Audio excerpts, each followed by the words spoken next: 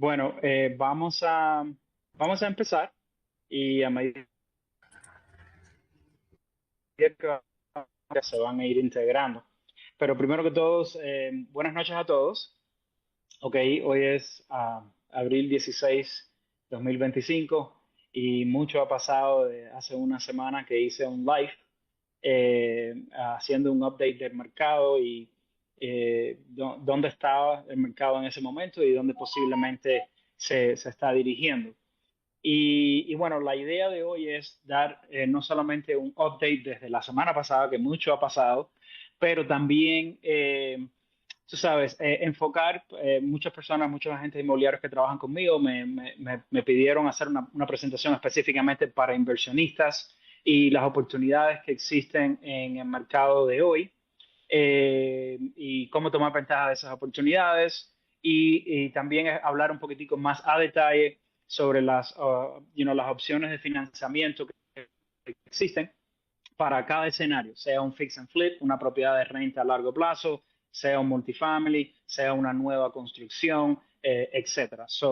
Eh, vamos a darle un par de minuticos acá a que más personas lleguen, pero mientras las personas llegan, eh, you know, la idea es cubrir algunos de los cambios que se están presentando y hoy mismo hubo una noticia muy grande en términos de la Reserva Federal y algunos comentarios que ellos hicieron sobre cómo ellos ven el mercado, que hasta ahora, en las últimas 2 semanas, realmente ellos no han dado muchos comentarios sobre la volatilidad que ha tenido el mercado en las últimas 2 semanas, que no se había visto desde la pandemia, desde marzo del 2020 o abril del 2020.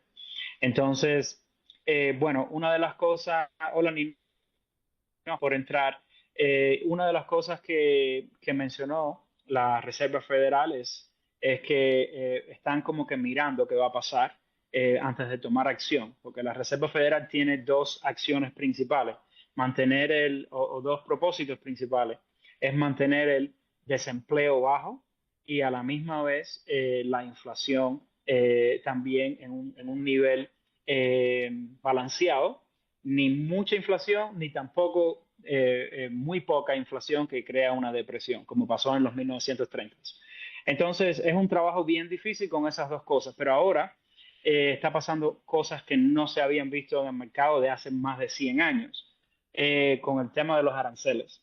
Entonces, ¿qué está pasando? Que el mercado no sabe cómo reaccionar a eso y por eso es que esa volatilidad que estamos mirando en el mercado recientemente. Bueno, para los que me conocen,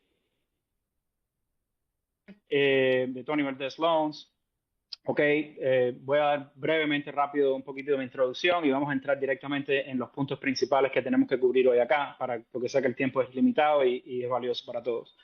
Tengo más de 24 años de experiencia en bancos y finanzas, tengo licencia de préstamos hipotecarios, también tengo licencia de bienes raíces y de tasación de propiedades en el estado de Georgia. Tengo las tres licencias, aunque realmente no estoy activo como agente inmobiliario y ni tampoco como tasador de propiedades, como se imagina. La mayoría del tiempo no estoy ni siquiera físicamente en Georgia o en la Florida.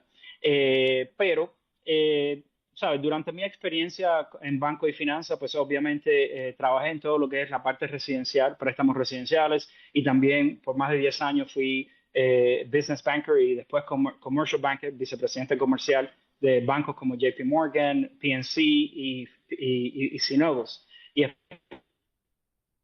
especialmente manejaba un portafolio de más de 150 clientes que eran mínimo 1 millón de ventas al año cada uno, hasta 100 millones de dólares al año en ventas cada uno, en varios sectores, en sectores de salud, fábricas, tecnología, real estate, inmobiliaria, comercial, de todo.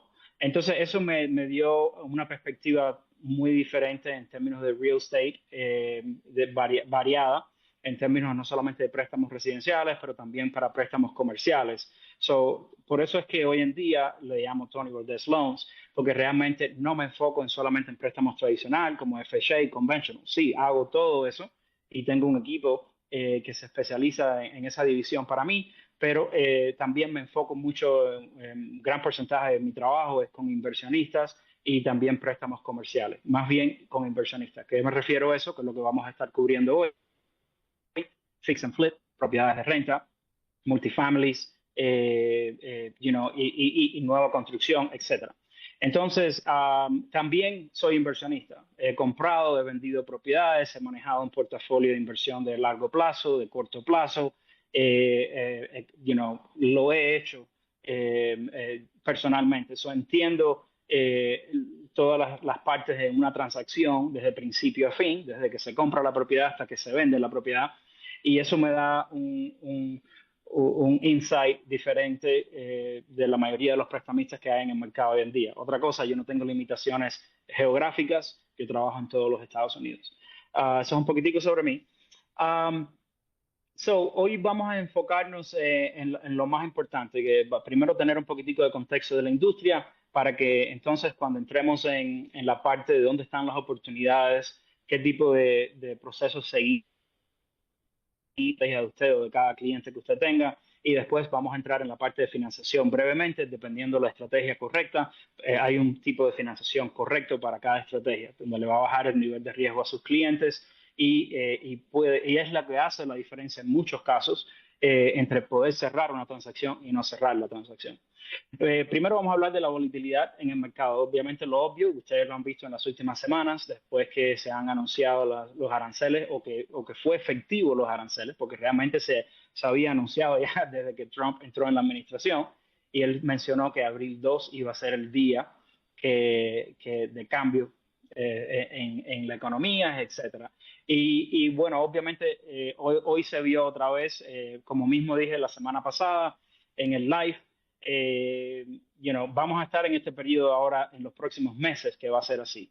Vamos a tener días que la bolsa va a subir 1.000 puntos, 2.000 puntos, y vamos a tener días que va a bajar 3.000 o 2.000 o 500. Entonces, esa es la fluctuación de la volatilidad que yo espero en este momento. Eso no creo que va a cambiar a término corto o mediano. Y voy a explicar por qué.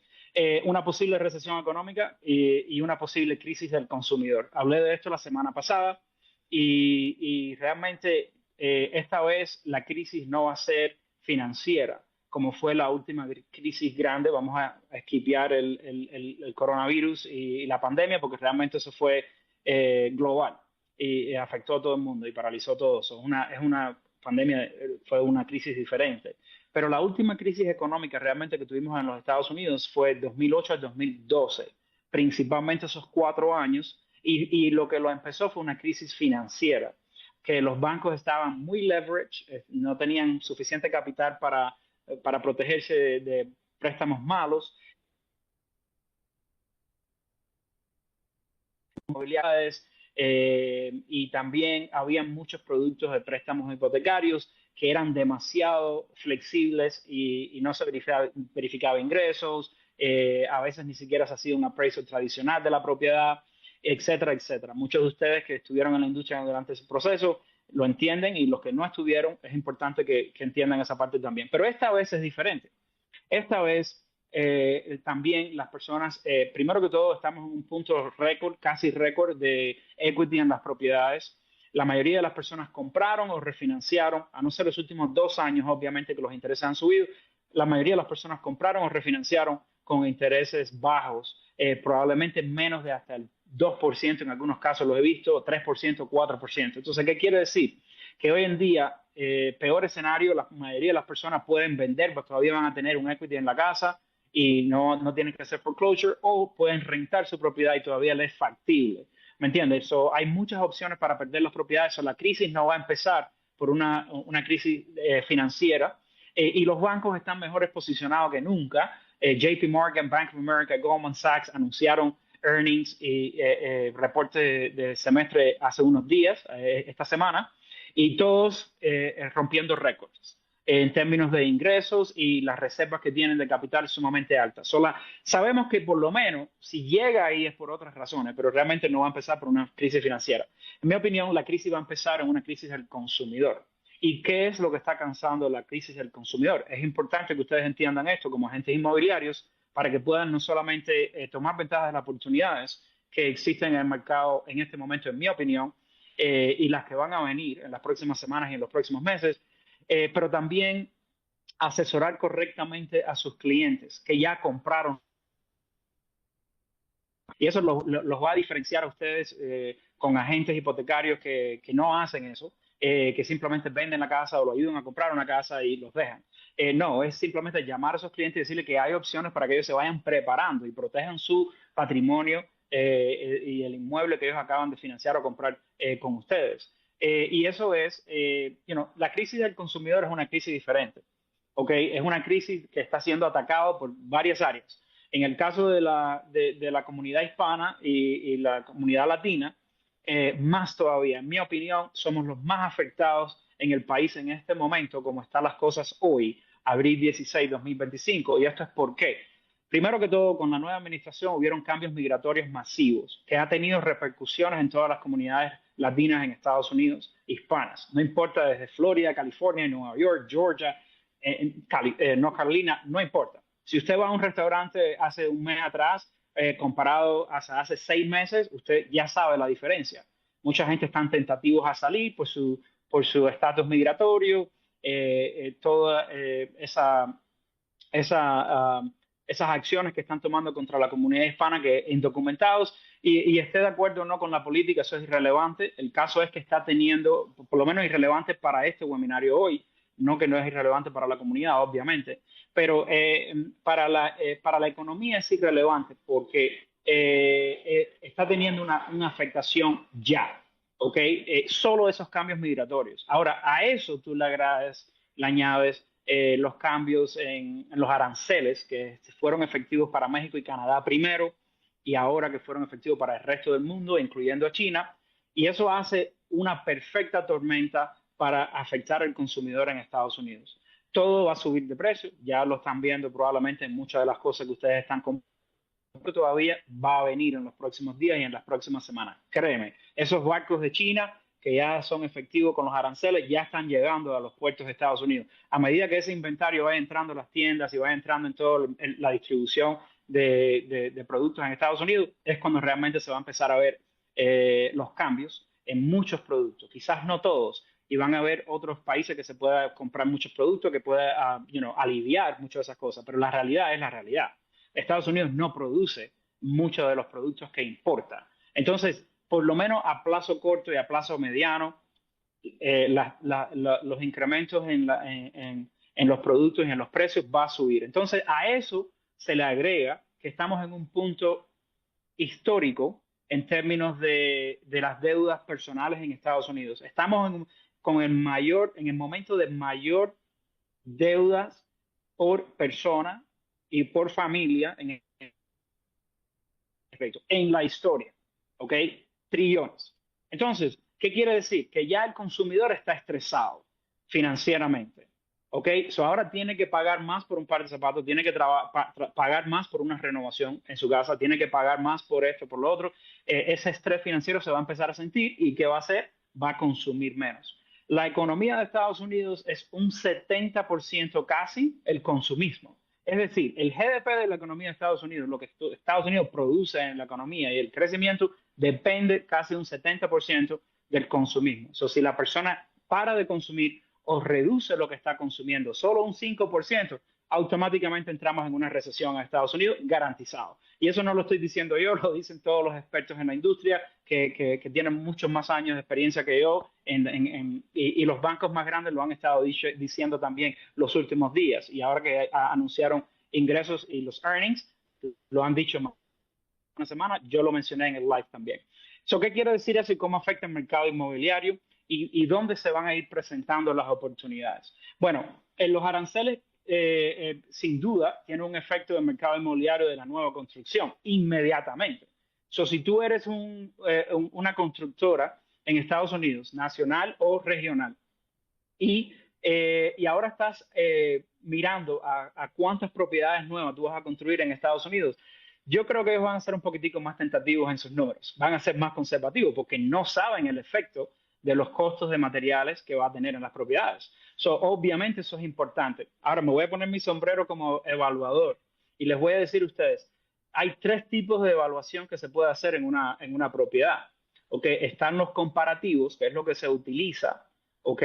Normalmente, los comparativos, bueno, vamos a decir que son dos principales, pero vamos a decir que está el comparativo, está el costo de nueva construcción. ¿Ok?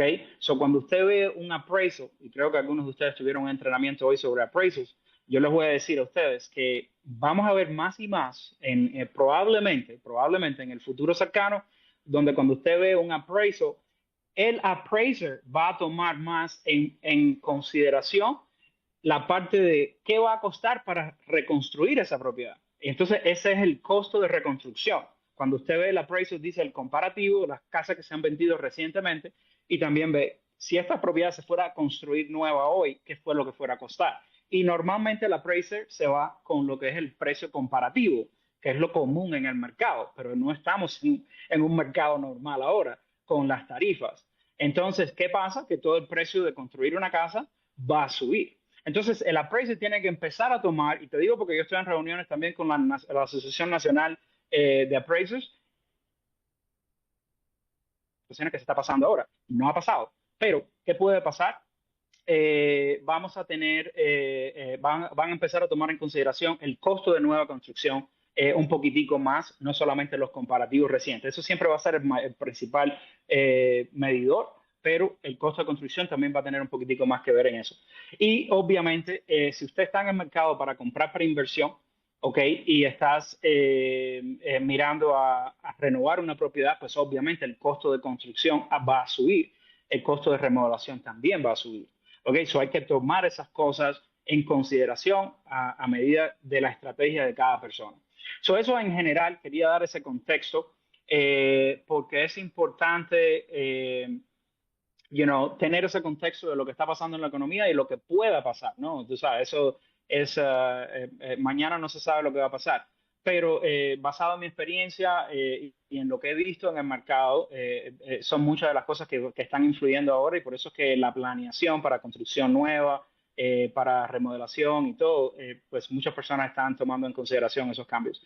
Bueno, una de las cosas esto fue reciente, pero obviamente los intereses han cambiado hoy. No lo tomen como lo que es hoy exactamente en este momento, porque realmente está cambiando mucho. Pero aproximadamente un préstamo tradicional ahora para un primer comprador puede estar aproximadamente en 6,72. Casi estuvo a 7% hace 3 días o está muy volátil en las últimas 2 semanas. La Reserva Federal dijo hoy que aparte de lo que ha dicho en términos de la comunidad hispana y latina en Estados Unidos, que ha sido el grupo étnico que ha triplicado su riqueza en los últimos 10 años. Somos el grupo con más crecimiento, especialmente eso se debe mucho a la parte inmobiliaria, porque hemos representado casi el 50% de todos los primeros compradores en Estados Unidos para el año 2023 y para el año 2024. Obviamente en el 2025 esos números van a ser ajustados y ya veremos dónde caemos al final. Pero hemos estado siendo uno de los primeros grupos que han comprado propiedades inmuebles en Estados Unidos en los últimos años y nos hemos beneficiado y hemos creado riqueza inmobiliaria y patrimonio en ese sentido. Pero a la misma vez la Reserva Federal dice hoy que no se espera que tomen acción, por lo menos no por ahora, en la parte de reducir los intereses. Por eso el mercado cayó hoy también. Bueno, voy a entrar en los tipos de inversión más comunes que hay en términos de inversión inmobiliaria y también qué estrategia utilizar. Ya conocemos el fix and flip, que normalmente compras, reparas y vendes. Pero también se puede utilizar el fix and flip como una manera de crear un portafolio de inversión para propiedades de renta, porque permite comprar a un mejor precio, puedes renovar y mejorar la condición de la propiedad y después poder refinanciar la propiedad y ponerla a lo que está en el segundo plano, que es una propiedad de renta a largo plazo, o también se puede hacer como una propiedad de renta a corto plazo. Entonces, después que de la renovada la propiedad, yo le puedo refinanciar, se lo hago a mis clientes, la propiedad basada en la estrategia que ese cliente va a tener, si va a ser una renta a largo plazo o va a ser una renta a corto plazo, y buscarle el producto de financiación para esa refinanciación de esa propiedad.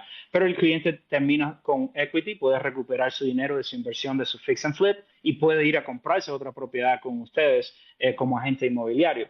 Entonces, es una estrategia muy común y obviamente voy a entrar un poquitico más en detalles en los tipos de financiación. Pero también quiero mencionar que como primer comprador también puedes participar como inversionista en un préstamo tradicional. Yo lo hago todo el tiempo y es simplemente asesorar a su cliente correctamente, mostrarle dónde están las oportunidades y correrle los números dependiendo hasta cuánto puede calificar como primer comprador, qué capacidad tiene. Pero ¿cuál es la diferencia? La diferencia es que como comprador por primera vez puedes comprar una unidad, hasta 4 unidades, una propiedad de 4 unidades, utilizando un préstamo tradicional como un FHA o un convencional. Y puede variar entre 3.5 y 5% lo que tengan que dar de entrada inicial. Y eso va a depender de la capacidad y la capacidad de ingresos, crediticio y hasta cuánto podemos aprobar, la localización y la propiedad esté. Entonces, ¿qué quiere decir? Pero es una opción muy factible para primeros compradores que están tentativos en el mercado en este momento, que dicen, bueno, quiero esperar, ¿ok? Y bueno, es porque quizás no saben que pueden comprar como inversionista también mientras tanto y tomar ventaja de las oportunidades que el mercado se presente con el tipo de financiación correcto. Entonces, si usted sabe asesorar a su cliente correctamente, lo va a posicionar a su cliente no solamente para tomar acción en las oportunidades ahora, pero también crear un patrimonio de inversión a largo plazo también.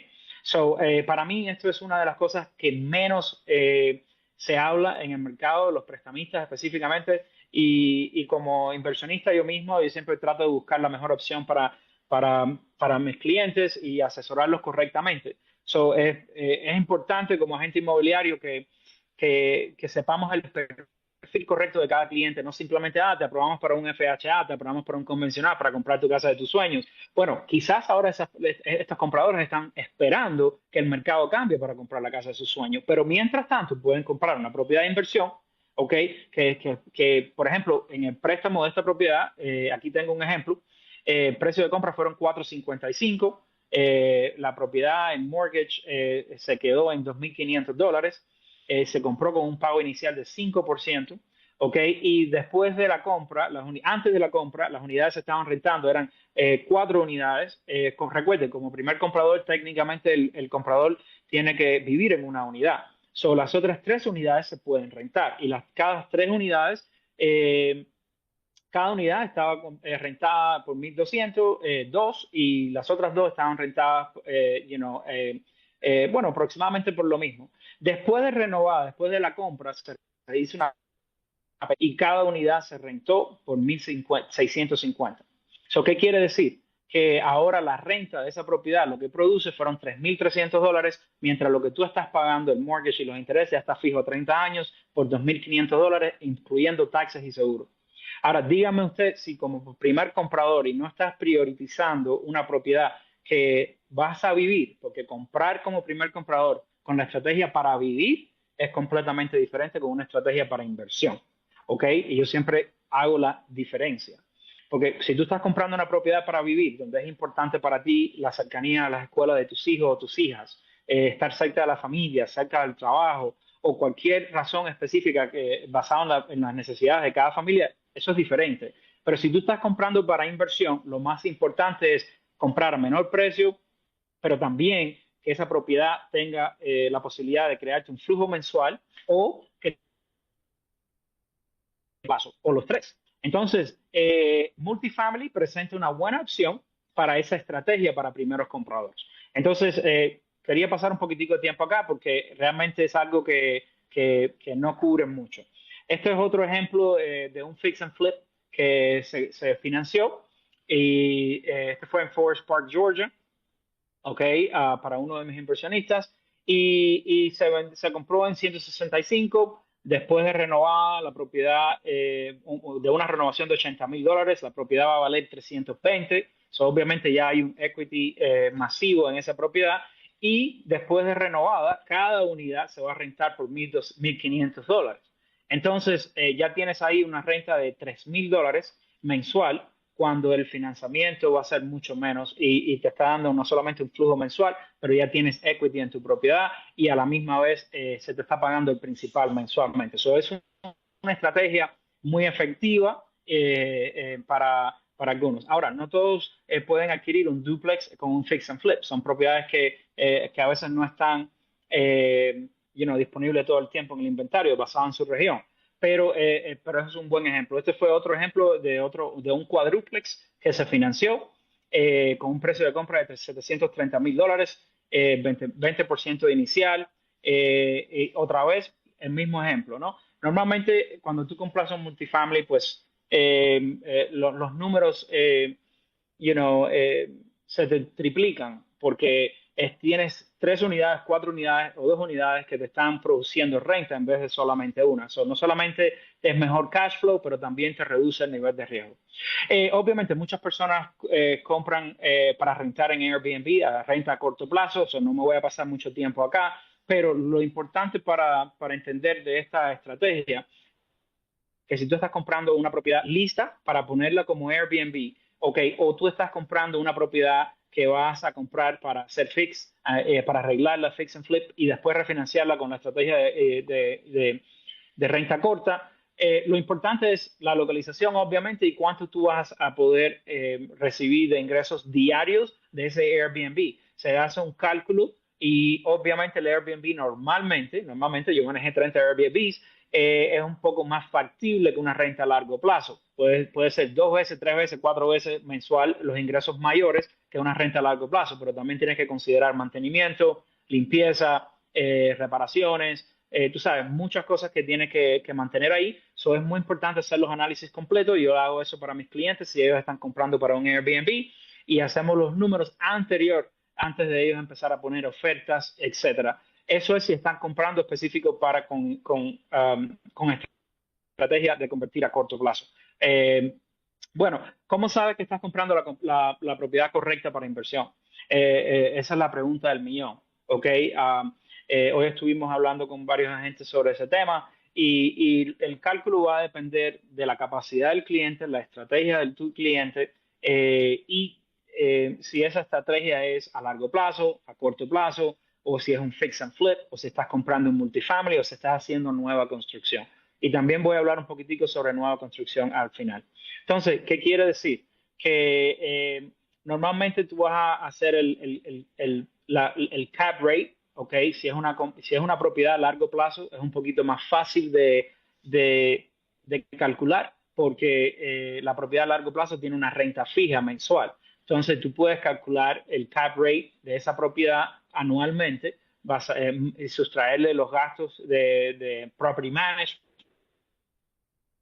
la que tú puedes incluir, y basado en lo que te costó la propiedad, lo que te vas a quedar pagando y lo que la propiedad recibe de renta, tú puedes calcular los ingresos y qué retorno va a recibir la persona. No me voy a pasar mucho tiempo acá porque esto realmente toma un poquitico más de explicación.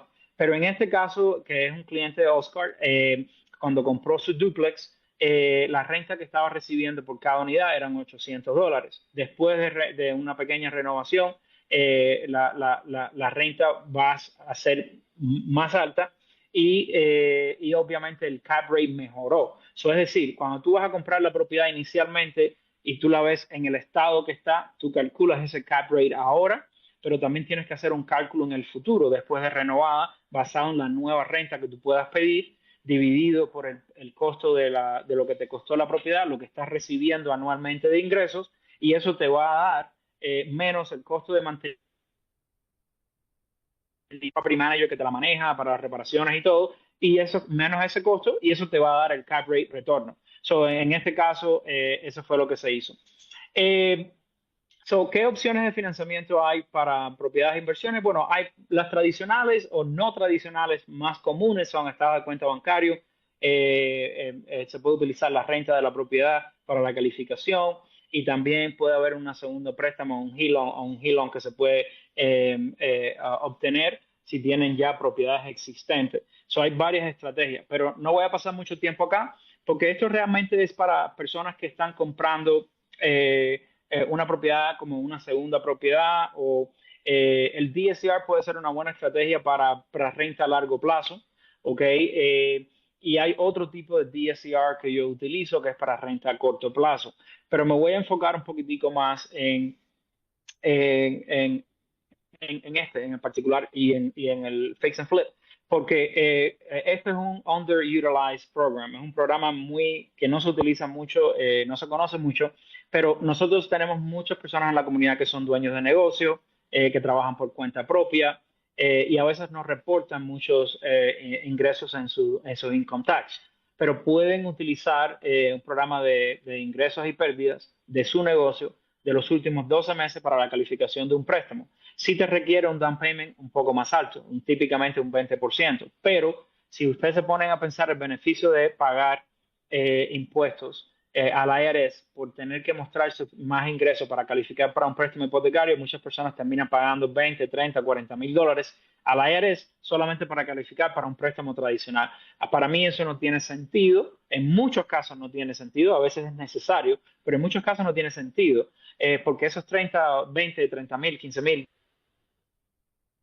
para el principal de la propiedad y casi tienes tu 20% de entrada y está en el equity de su casa, no se lo está pagando la IRS.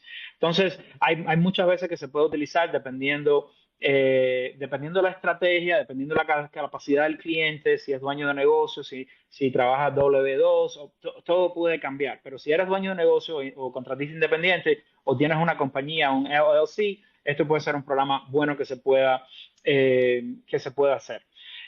Voy a hablar un poquitico sobre construcción nueva, que es algo que se está haciendo mucho ahora en este momento, y hay clientes que quieren comprar un terreno para construir una propiedad para vender, ¿ok? O varias propiedades. Entonces, normalmente un préstamo de construcción de cero, new construction, se financia hasta un 85% del costo de construcción típicamente. Puede ser hasta un 80, puede variar hasta el 85, dependiendo otra a veces el perfil del cliente, la capacidad del cliente, el crédito del cliente y el proyecto en sí, el costo de construcción y, tú sabes, y haciendo los análisis correctos de qué se va a poder vender la propiedad después. Pero se puede financiar hasta un 85%. Y si tienen experiencia, a veces hasta un poco más alto. Y eso es importante. Una de las cosas más importantes cuando la gente me dice, Tony, quiero comprar un terreno para construir. Ok, mi primera pregunta es, ¿ya has hecho un proyecto de esta magnitud anteriormente? ¿Sí o no? No. Ok, ¿estás trabajando con un contratista que ya tiene experiencia al menos? Si la respuesta es no, tenemos un problema. Es importante que si la persona no tiene experiencia de nueva construcción, que por lo menos esté utilizando un contratista que sí tenga experiencia en nueva construcción. Por lo menos 2 o 3 transacciones en los últimos años o 2. ¿Ok? Eso es crítico. Aparte de eso, el puntaje de crédito es muy importante. Si la persona es residente o ciudadano o si la persona no es residente todavía, también tiene que ver, porque en vez de un 85% que le financien, se lo pueden bajar hasta un 75%.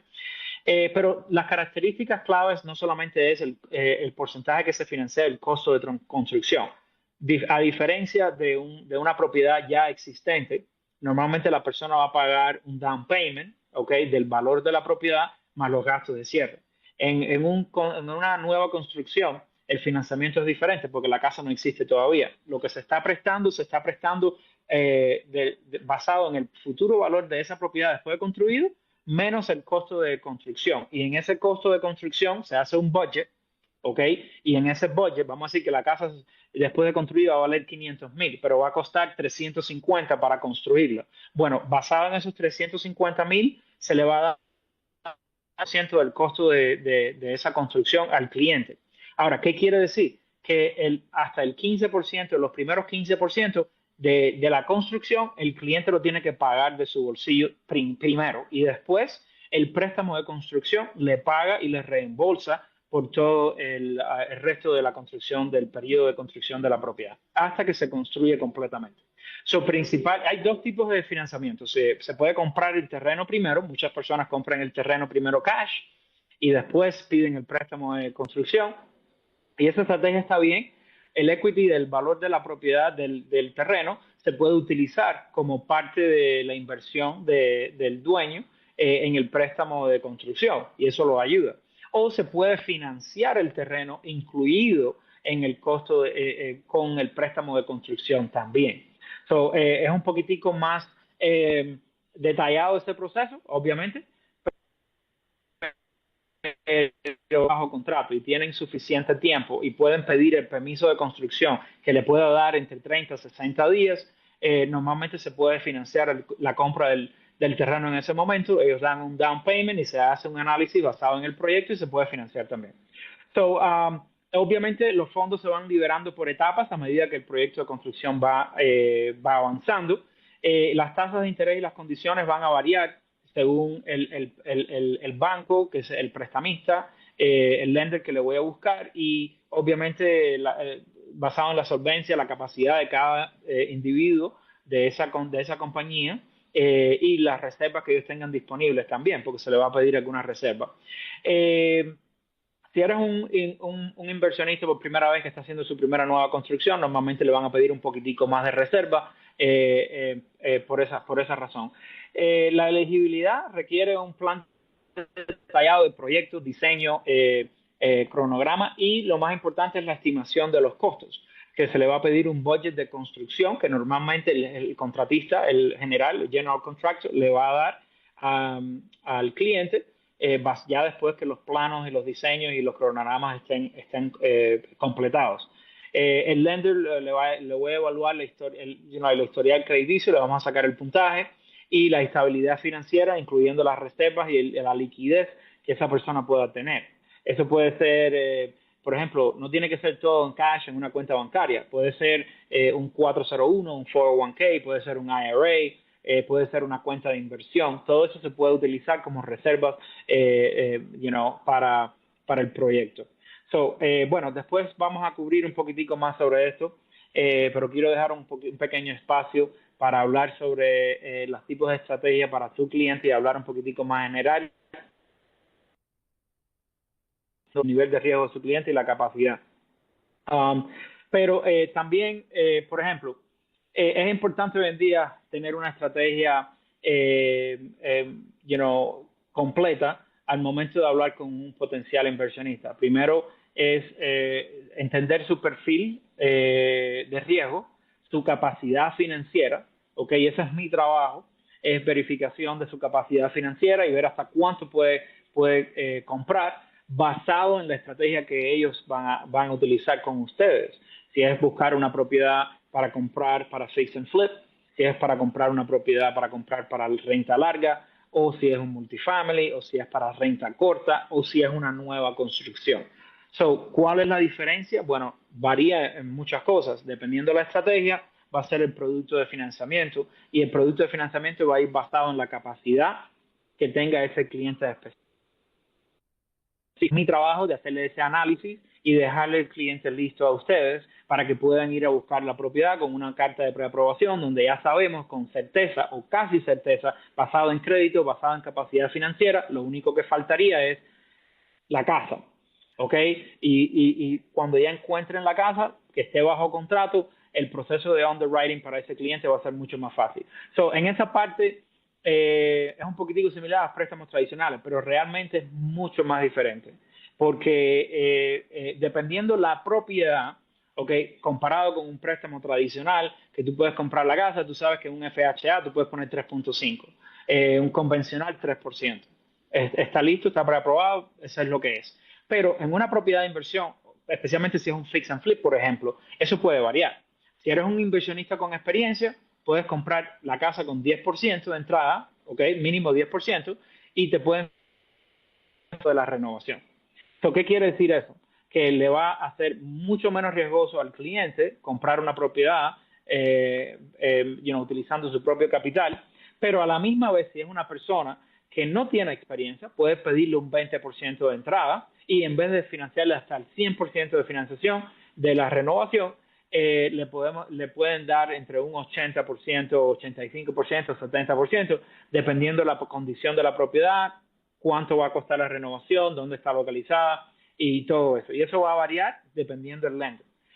¿Y qué va a determinar qué lender y qué programa vamos a utilizar? Bueno, el perfil del cliente, el crédito del cliente, puntaje, su liquidez, su experiencia y cuál es la estrategia de compra y de salida para esa propiedad. Muy importante, porque estamos comprando para inversión, no estamos comprando para vivir. Es muy importante para el lender, para aprobar el proyecto, cuál es la estrategia de renovación, si es un fix and flip, cuánto es el budget de renovación y si el valor de esa propiedad va a estar ahí después de renovado. ¿Y cuál es tu estrategia? Si la vas a refinanciar para quedar para su cliente, para crear un portafolio de renta, recibir un retorno de la inversión y volver a comprar otra propiedad y crear un portafolio, o si vas a vender esa propiedad. Y si la vas a vender, ¿cuál es el precio estimado basado en los comparables y lo que acabo de mencionar ahorita?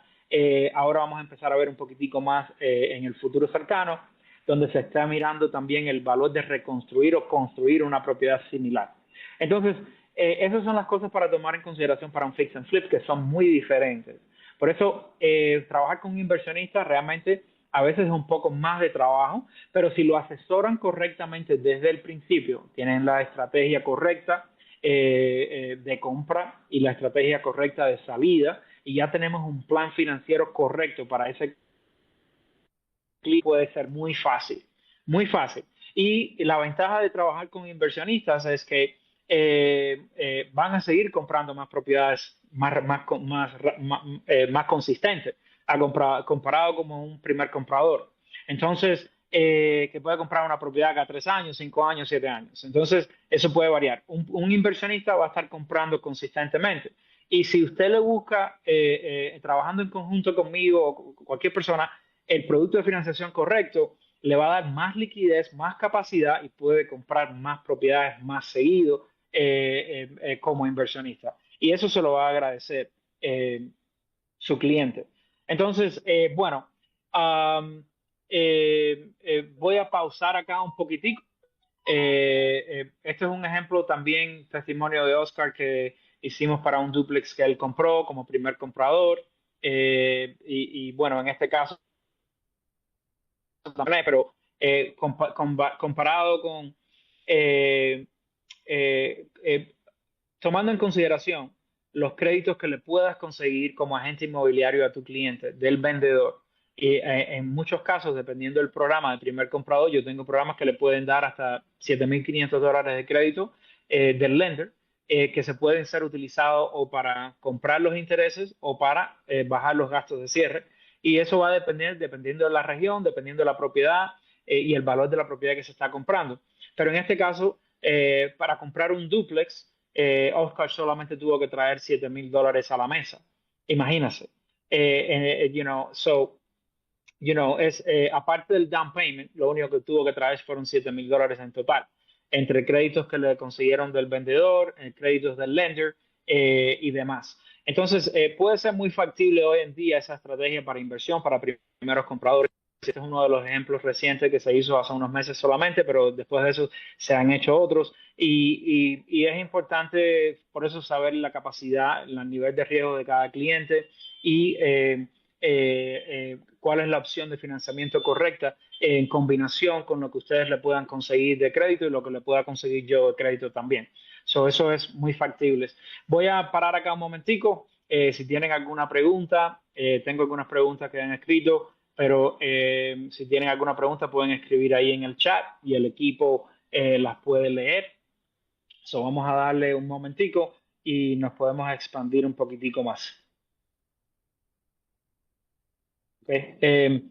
Lu, vamos a tomar 30 segunditos para recibir las preguntas y las contestamos. Ok, Tony, aunque ya nos están preguntando acá al interno, Ok. para que nos apoyes con esa parte. Nos pregunta Sí, José, ¿qué impacto tienen los cambios en las comisiones inmobiliarias en cuanto a la rentabilidad para los agentes?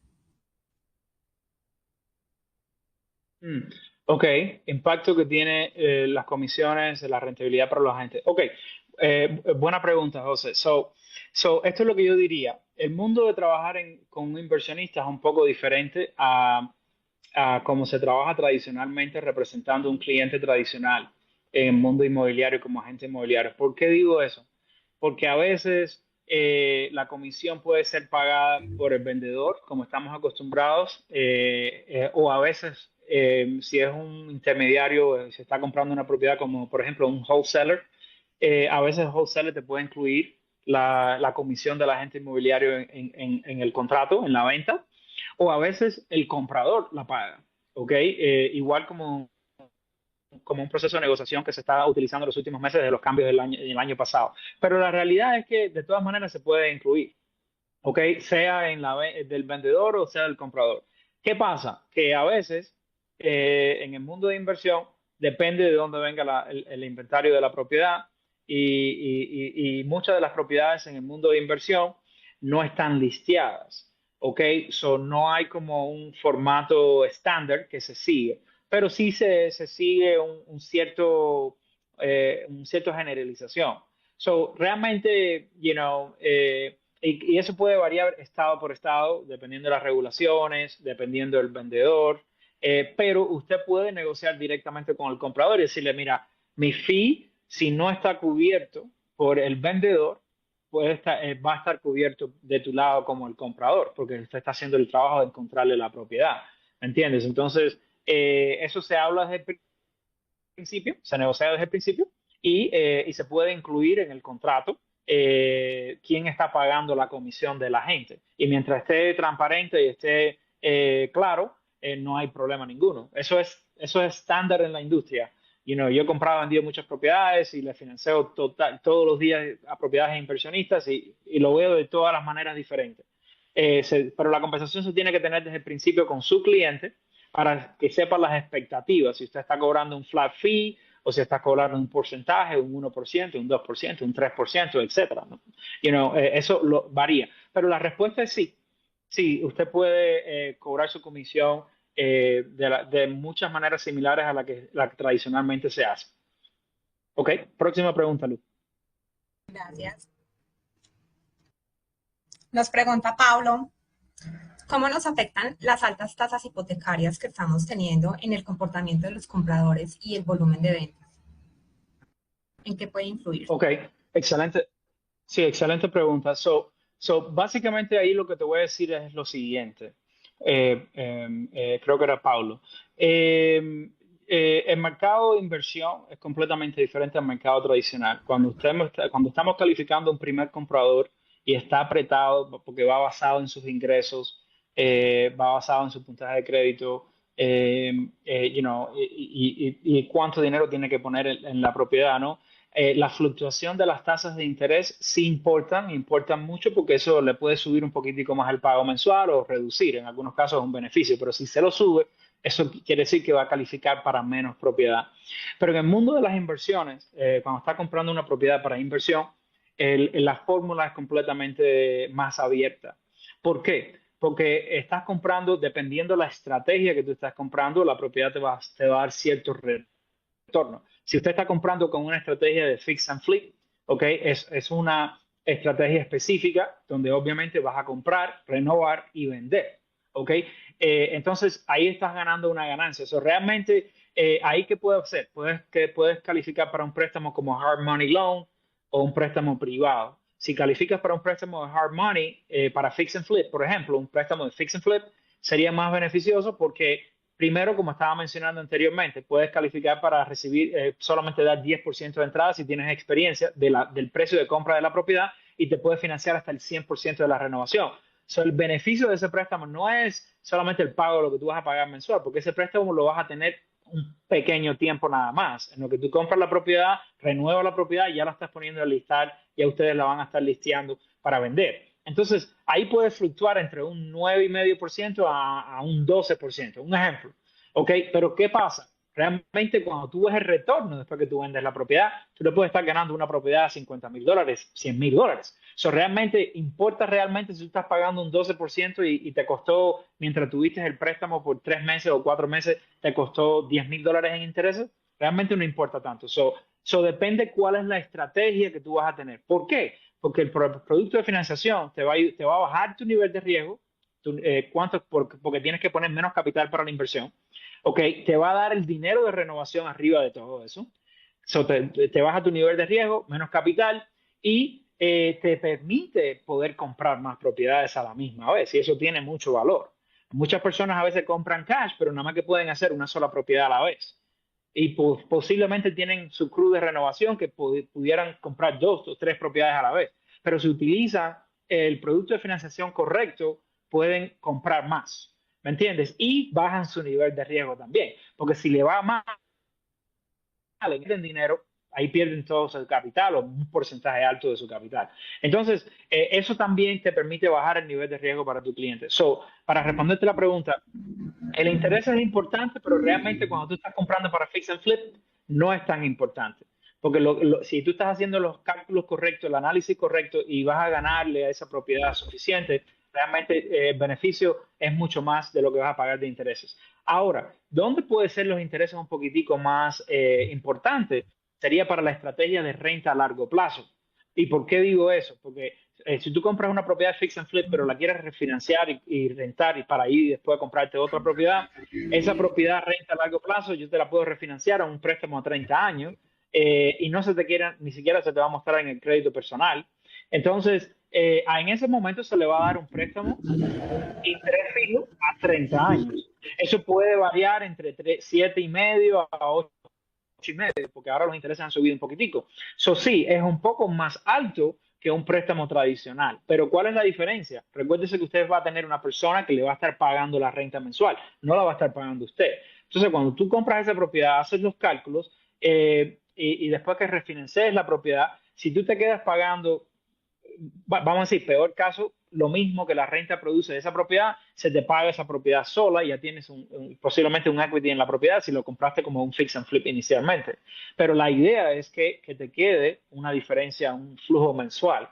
Entonces, si ese flujo mensual se te da positivo, tengas un interés de 7,5 o 8,5, no importa. ¿Por qué? Porque esa propiedad te está produciendo, se te está pagando sola, te está dejando un flujo mensual y ya tú tienes posiblemente hasta un equity acumulado en la propiedad. Entonces, ¿qué es la posibilidad después más adelante? Que vas a poder refinanciar y bajar los intereses. Pero ya el precio que la compraste están ahí. Refinanciar después de ese precio conmigo por lo menos va a ser muy fácil. Entonces, a medida que las fluctuaciones en el mercado vayan pasando, pues vamos manteniendo un ojo en el mercado y podemos refinanciar y bajar esos intereses. Pero ya el precio que la compraste y la oportunidad que está ahora en el mercado, la vas a poder tomar ahora. Y si los números te funcionan hoy, después vas a poder refinanciar y vas a poder bajar los intereses. Y lo mismo aplica si es una propiedad a corto plazo. ¿Ok? Igual que una propiedad a renta larga. Y si es está haciendo nueva construcción, el producto de nueva construcción de los intereses realmente importa, pero no es tan importante porque realmente vas a estar pagando normalmente, dependiendo del lender, vas a estar pagando intereses solamente en la cantidad que se va a ir utilizando. Y ya cuando la propiedad esté construida, probablemente esa propiedad se va a poner a la venta inmediatamente y se va a vender y se va a pagar ese loan. Eso no es un préstamo permanente. ¿Me entiendes? Es decir, la calificación de un préstamo para nueva construcción, por ejemplo, no tiene nada que ver con los intereses que va a tener ese préstamo. Nada. Lo importante va a ser cuánto va a costar la propiedad, cuánto se va a vender la propiedad, la capacidad de los individuos que estén participando en esa compañía, el crédito, ¿ok? Y eso es todo. Y la reserva que pueda tener. Realmente el interés es importante si vas a mantener una construcción a muy largo plazo. Ok, pero normalmente una construcción nueva no se va a tomar más de 6 meses, 4 a 6 meses, dependiendo del área donde usted esté localizado. Por ejemplo, una construcción en la Florida puede tomar mucho más tiempo que puede hacer en Georgia. Un ejemplo. El tipo de construcción y todo es un poquito diferente, pero los intereses ahí no van a hacer una diferencia muy grande. Ok, Lu, ¿tenemos otra pregunta? Gracias. Y nos pregunta Pedro, ¿qué oportunidades emergen en el sector de propiedades multifamiliares y comerciales ante la escasez que hay actualmente en temas de vivienda y la creciente demanda de alquileres? Sí, realmente esa es una buena pregunta y eso va a variar mucho dependiendo del inventario de la región donde usted viva. ¿ok? Hay lugares y regiones que tienen más acceso a multifamily que otras, ¿ok? Eso varía en su región, pero yo diría que esas propiedades normalmente se pueden conseguir con tiempo y con paciencia, pero eso es un poquitico diferente que buscar una propiedad tradicional. ¿Ok? A veces esas propiedades no salen al mercado tan seguido por lo mismo que acabo de explicar. A veces son propiedades que normalmente crean un flujo mensual más, más alto que una propiedad tradicional a renta a largo plazo.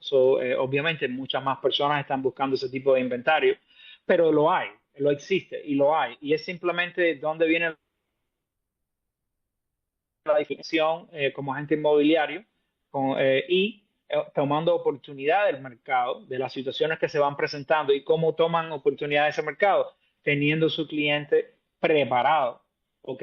Teniendo el producto de financiación ya en lugar, que usted pueda ir, inmediatamente sale esa propiedad al mercado, ya puedes poner una oferta con una carta de preaprobación y ya tenemos una estrategia de financiación para esa propiedad, analizamos los números y tomas ventaja de esa propiedad inmediatamente. Cuando otros agentes están pensando de que si vamos a poner una oferta, vamos a ver si esto funciona o no funciona para el cliente, ya usted está listo o lista y ya tiene una estrategia para tomar ventaja de esa oportunidad inmediatamente que entre. Entonces, esa es una de las cosas que puedo decir. Y otra cosa es también mirar a propiedades que salen en el mercado que necesitan un poco de renovación. Y dependiendo otra vez, como decía, el perfil de tu cliente, la capacidad de riesgo, a lo mejor un cliente que ya quiere una propiedad que esté lista, no quiere nada que ver con una renovación, o es un cliente que puede tomar un poquitico más de riesgo y renovar la propiedad, tiene un poquito más de capital y sabe y ve y le hacen los números y el beneficio de comprar, poner quizás 10,000, 15,000, 20,000 dólares por unidad, renovarla, aumentarle la renta y entonces esa propiedad ahora los números lucen completamente diferentes. Para una persona, un agente inmobiliario que no está haciendo los análisis correctos, esa propiedad no funciona. Pero si usted está haciendo los análisis correctos, ya tiene un producto de financiación y una estrategia conmigo para oferta de esa propiedad y dónde funcionan los números, ya tú puedes ir directamente a negociar con un número que funciona y ya podemos crear una estrategia con su cliente, si necesita o no necesita renovación, qué otras posibilidades hay para sacarle más valor a esa propiedad, aumentarle la renta, aumentarle el equity de la propiedad después de renovado, dependiendo de la estrategia que ellos vayan a seguir. Y depende de qué tipo de cliente es. Si es un cliente local que quiere es, diversificar sus inversiones en vez de propiedades tradicionales en un multifamily a largo plazo, o es una persona que realmente está buscando un retorno en su capital más alto. Entonces ya usted tiene una estrategia específica basada en la estrategia y el nivel de riesgo de su cliente. Pero las oportunidades están ahí, ¿ok? Es simplemente saber cómo aprovecharlo y la respuesta es siempre estar preparados. ¿Ok? Mientras más prepare a su cliente y asesore mejor a su cliente con los diferentes tipos de opciones y ya tenemos un plan estratégico con el producto de financiamiento, vas a por lo menos tener una mejor oportunidad de tomar ventaja de ese inventario que va a estar saliendo de multifamily o que ya está ahí, dependiendo de su región y dependiendo del mercado inmobiliario local de donde usted esté localizado. ¿Ok? Bueno, ya son las 8:30 y ya estamos tocando en una hora, pero quiero, Lu, no sé si tengamos No, hasta ahora no, Tony. otra. Ok, perfecto. Eso ya podemos pausar acá entonces y gracias a todos por compartir este tiempo. Espero que por lo menos hayan tomado alguna información que le pueda servir en su negocio y representando a sus clientes ahora. Y con mucho gusto, si quieren hacer una consulta individual conmigo y podemos hablar sobre la estrategia para usted como agente inmobiliario para sus clientes, y cómo tomar ventaja de estas oportunidades y asesorar a sus clientes correctamente y primero que todo, crearles conciencia de lo que es posible.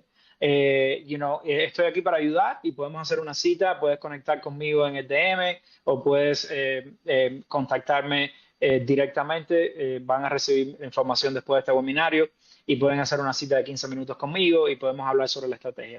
Espero que le haya servido de abrir oportunidades para este mercado que estamos experienciando ahora y las oportunidades que se avecinan. Y yo pienso que van a haber muchas personas afectadas por cambios que puedan venir. Nadie sabe lo que va a suceder mañana en el mercado, Pero para esta parte, esta sección de inversionistas, yo sí veo oportunidades ya, ahora, y las voy a venir viendo mucho más también en el futuro. Entonces, tienes que evolucionar, aprender a diversificar aparte de la parte tradicional, si quieres mantenerse en este mercado, crecer tus ventas y cerrar más. Y ese es el propósito de este webinario, es realmente crearles conciencia a ustedes de lo que es posible en este mundo de inversión. Es un mundo totalmente diferente al mundo tradicional. Hay muchas estrategias que pueden ser seguidas y si no tienes un ecosistema y unas opciones diversificadas para tus clientes de finanzas, más limitados y están limitando a sus clientes que quizás pudieran tener una capacidad más alta. Entonces, cualquier pregunta que tengan, no dudes en conectar conmigo. Espero que hayan aprovechado este momento y que hayan tomado algunas cositas que los pueda ayudar y muchas gracias, agradecido por su tiempo. Gracias a todos. Buenas noches.